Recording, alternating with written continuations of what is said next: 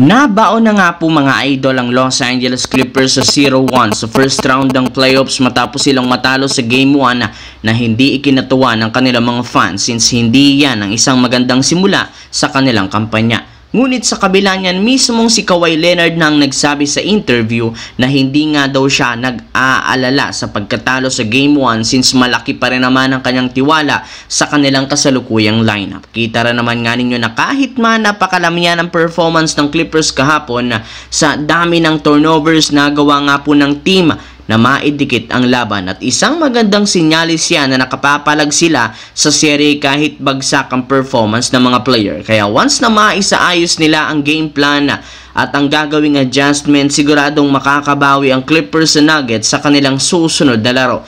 Ika nga'y mukhang magiging mahabang series ito sa pagitan nilang dalawa sa first round ng NBA playoffs. Samantala, mismong ang Big 3 na ng Los Angeles Lakers na sina LeBron, Luka at Austin Reeves ang nangako na babawi sila sa Game 2 laban sa Minnesota matapos silang madomina sa Game 1. Ngunit ayon sa isang analyst, kahit anong gawin ng tatlong ito sa Lakers, wala rin naman nga itong magiging impact since masyado silang nakadepende sa paggamit ng small ball lineup na rason bakit na-outplayed at out-rebounded nga sila. Ang nag-iisang paraan na lamang para makasabay sa mga bigs ng Wolves ay kung bibigyan nila ng mas mahabang playing time ang starting center na si Jackson Hayes. Kung inyo nga pong mapapansin simula Game 1, nagkaroon lamang ito ng 8 minutes na dahilan bakit hindi masyadong nakatulong sa Lakers. Mismong si Hayes nang nagsabi na kahit gustuhin niyang maglaro at tulungan ng team sa depensa at rebounding, wala rin naman siya ditong magagawa dahil sobrang limitado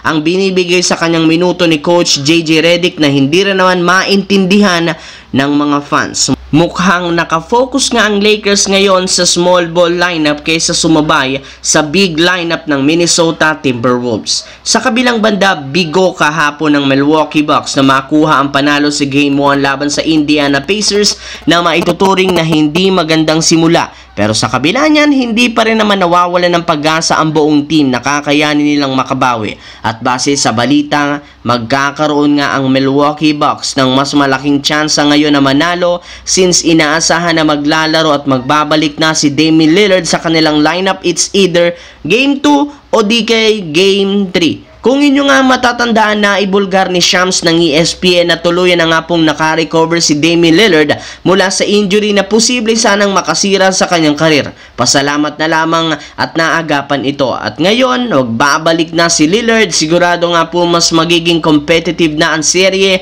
ng Indiana sa first round. Mapapalaban nga ito ng kanyang katapatan na si Tyrese Haliburton matapos silang magkainitan at magkasagutan sa Game 1. Hindi lamang ito simpleng trash talkan dahil mainit talaga ang nangyaring komprontasyon sa dalawang ito, kaya hindi na nga kayo dapat pang magtaka kung magkakapisikalan ito sa loob ng court once na makabalik na si Damian Lillard.